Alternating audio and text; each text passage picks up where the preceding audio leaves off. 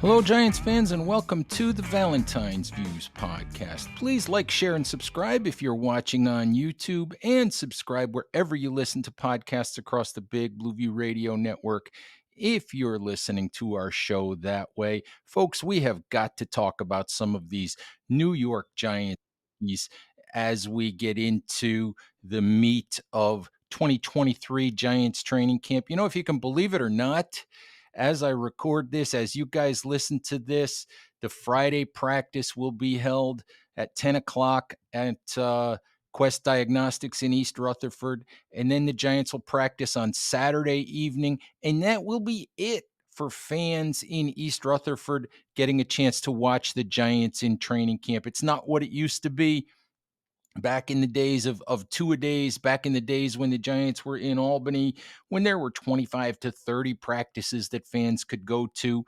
This will be the last 2 days of the 9 open practices that fans will have had an opportunity to witness in East Rutherford. But anyway, let's get back to talking about some of these Giants rookies. And if you've been following our reports at Big Blue View and anywhere else that you get your Giants information, you know that 2 players in particular have really stood out among the Giants rookie class. That would be wide receiver Jalin Hyatt and 6th round pick Tre Hawkins the third, cornerback out of Old Dominion. Hyatt, we've spent some time on. Had an opportunity to talk to Hyatt. We played some audio from Hyatt a few days ago. We'll actually a little bit later in this show we'll play some audio from Hyatt speaking to media on Thursday. We will also play some audio from Giants veteran cornerback Adoree Jackson on the challenges so far of guarding Hyatt and what he thinks of the young speedster out of Tennessee, who the Giants drafted in the 3rd round. Hyatt had another big day on Thursday, a couple of long catches on passes from Daniel Jones, including one where he beat a double team with Darnay Holmes and safety Xavier McKinney, guys that have been around the league for a while. McKinney in particular, a guy the Giants are counting on to be a mainstay of their defense in 2023. Hyatt has impressed not just with his speed. Hyatt has impressed with his hands. He's impressed with his ability to make some catches in traffic. He's impressed with some of his route running. The idea coming out of Tennessee that Hyatt couldn't run NFL routes, he's putting that to bed day after day in training camp. Who knows what his ceiling is going to be in 2023? Who knows how much he's going to play? But when he is in the field, teams will have to respect that speed. And what I say really is that I think Hyatt is farther along and more developed as a wide receiver than many people thought entering the 2023 draft. He obviously got dinged because of the uniqueness of the Tennessee offense, the way that they spread players out, the limited route tree that they run, the idea that on many, many passes in Tennessee, there's really only one, sometimes 2 wide receivers running pass routes. Very unique, very different offense. And a lot of people entering the draft held that against him. But each and every day, he is making GM Joe Schoen look smart for trading up in the 3rd round and making sure that the Giants added Hyatt in the 2023 draft. Obviously, a long way to go before we get to the regular season. And this little bit of training camp success doesn't guarantee anything in the regular season, but it certainly is exciting. It certainly is worth dreaming about for Giants fans to think about what this young man could be. Jamison Crowder the other day said that Hyatt reminds him of Deshaun Jackson, and Giants fans know all too well what Deshaun Jackson was able to do to NFL defenses, in particular the Giants, when Deshaun Jackson was in his prime a few years ago. The other guy who's been really, really impressive, if you've been reading reports, that would be Tre Hawkins, 6th-round pick out of Old Dominion, young man who has quickly moved into a situation where the Giants have been giving him some reps with the first team over the past few days. When the Giants do that, they have either been resting veteran cornerback Adoree Jackson, who's expected to be their number one guy, or very, very interestingly, using Jackson in the slot. I can't really imagine the Giants actually wanting to use two rookie cornerbacks, to use Hawkins and Deonte Banks as their outside cornerbacks, as their primary outside cornerbacks, with Jackson in the slot. I can't imagine that is really, really plan A for the Giants, but it is something that they are looking at, and Hawkins has been acquitting himself very, very well. If this continues throughout the rest of training camp, throughout preseason, I think you will see some situations where the Giants move Jackson into the slot. That might be a good thing against a team like the Dallas Cowboys, where CeeDee Lamb plays in the slot, where there might be other teams where the best wide receiver is a slot guy, and it would make sense for Adoree Jackson to be in the slot. So if Hawkins continues what he's been doing, Wink Martindale said on Thursday, said the young man is having a great camp. And he repeated that multiple times, great camp. Wink didn't seem to be fazed by the idea that he's a 6th-round pick, that he and Banks would be a rookie duo on the outside. But I still can't imagine that is really, really something that the Giants would want to rely on, game in and game out, play in and play out. But we'll see. It looks like, at the way that he's going, Hawkins will earn a role on the 2023 Giants defense in some fashion. It's interesting. Not a lot of rookie cornerbacks, day 3 rookie cornerbacks, really are guys who make impacts on their teams right away.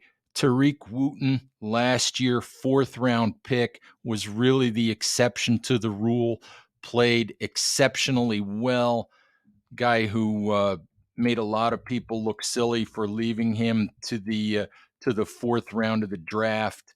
But guy that but what Wooten did last year, starting all season long, is not something that happens very often with rookie day 3 cornerbacks. The last player to have the kind of success that he had last year was probably Shaq Griffin back in 2017. So it's really not something that is normal. But Woolen was terrific last year for the Seattle Seahawks, and maybe, just maybe, the Giants have found a guy who can have similar success for them in 2023. Woolen, if you look at his stats, he started all 17 games for Seattle last year, had 6 interceptions, was 3rd in defensive rookie of the year voting, made the Pro Bowl. If the Giants get anything close to that kind of performance out of Tre Hawkins, that's incredible. Obviously, day 3 guys are more flyers than anything else, and when it's fantastic to hit on some of those guys. If you're going to be a top tier franchise, you have to hit on some of those guys. You have to get some of those players to play above their above their draft position, and maybe, just maybe, Tre Hawkins can be one of those players for the New York Giants.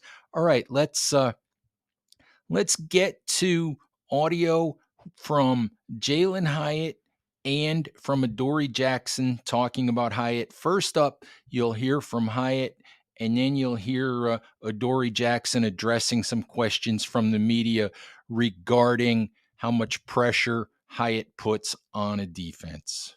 Beyond speed, how much is there to your game, beyond just being fast and running straight? I think for me, it's just what can you do with contested catches? Can you make 50-50 balls? And when you are getting covered and you're not in the spot that you want to be in, can you make a play? And that's really what I want to show, Daniel and Coach Dave and really everybody on our team just want to show the respect for it. What can you do? Do you feel like you've shown that you can make those plays so far in camp? I think I can do everything. I want to be a complete receiver. I think that's the biggest thing for me. And that's going to be day by day, just getting more comfortable as far as in the league and how defenders are, how they cover, everything's more a tight space. So just getting open quicker. But that's why I want to show that I'm a complete receiver. What kind of expectations did you have coming in here, and have you exceeded those at that point? Yeah, I always say high goals for myself. High goals. I want to be offensive rookie of the year. I think that's the biggest thing I want to do. Just as a secondary, going against Jalin Hyatt, hit a couple of big catches today. What does that speed do for a secondary? Is that in the back of your mind at all? I don't want to say it's in the back of our mind. I think it helps us because you never know what you're going to get. Like, I don't know who, somebody was asking about what receiver is the toughest to guard that we have in practice. And I tell them I like them all because you get every look. You know what I mean? You got the short, shifty, quick. You got Jalin, nice stride, speed with Slay. You got Seals, who can do a little bit of everything. Isaiah as well, and you got Colin, the big physical, and you got Darren Waller we got to go against, or Cager.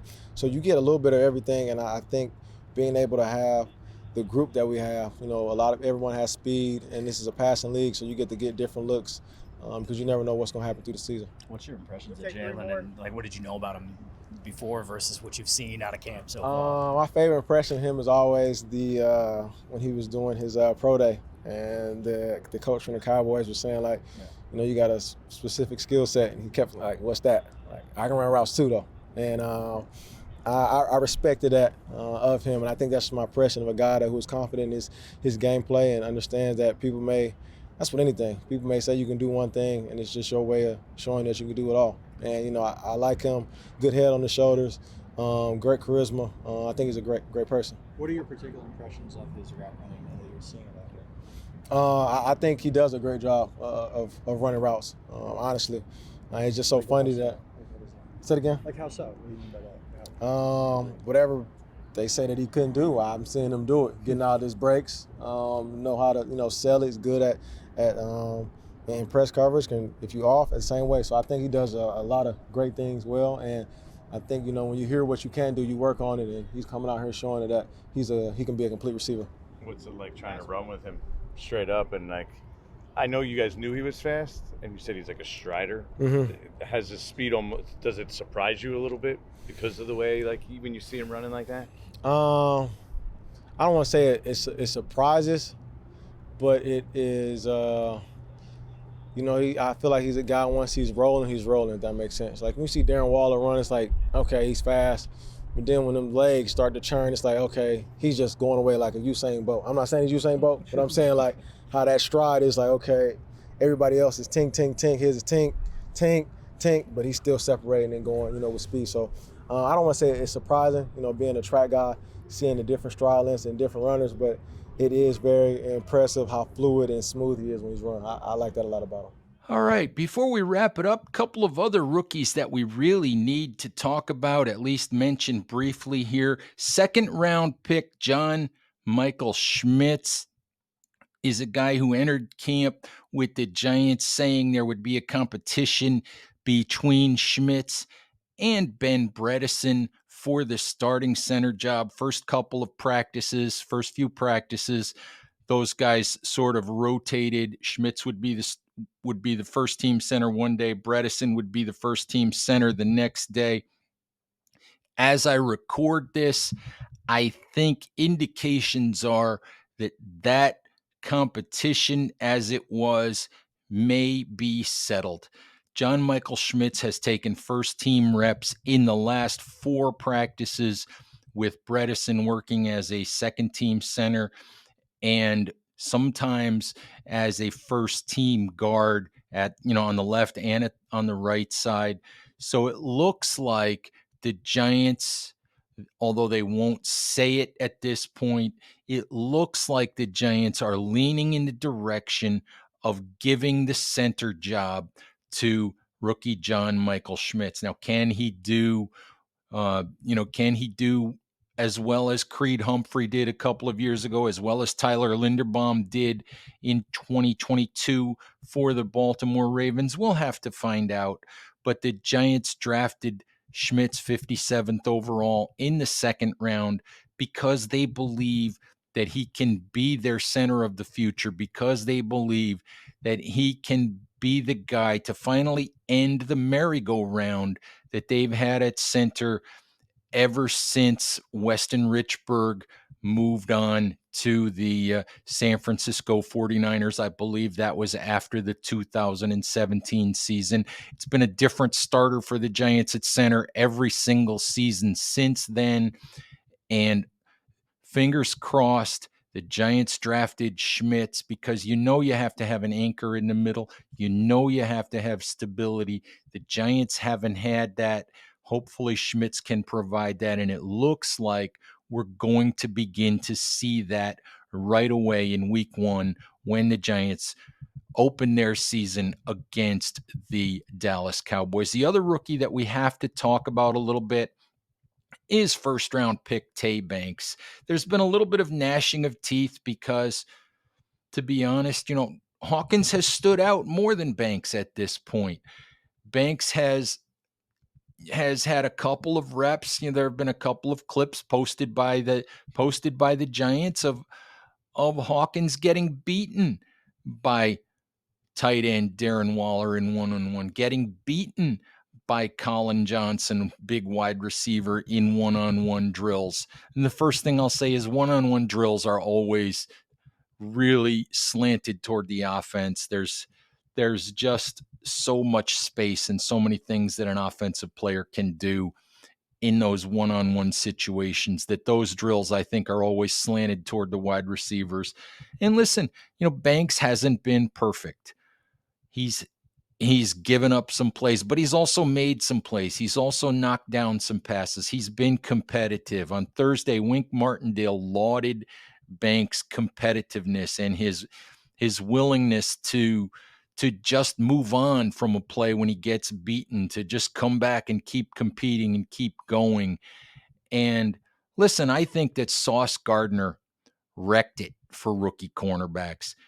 Rookie cornerbacks don't have the kind of success in the NFL that Sauce Gardner had last year. They're not dominant, all-pro caliber players right away. They don't walk into the league and become immediately one of the 2 or 3 best cornerbacks in the league, maybe the best cornerback in the league, which is what Sauce Gardner did for the New York Jets last year.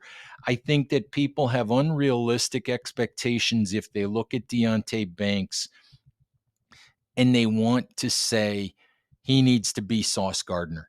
First of all, Deonte Banks was the 24th overall pick, and Sauce Gardner went 4th overall as the first cornerback off the board. I believe he was the first cornerback off the board. I can't remember now. Perhaps Derek Stingley went right before Gardner, but still, Gardner went 4th overall in the draft, and you just can't really compare the two players. I know they're both, they both play their home games in the same stadium. I know it's New York, New Jersey.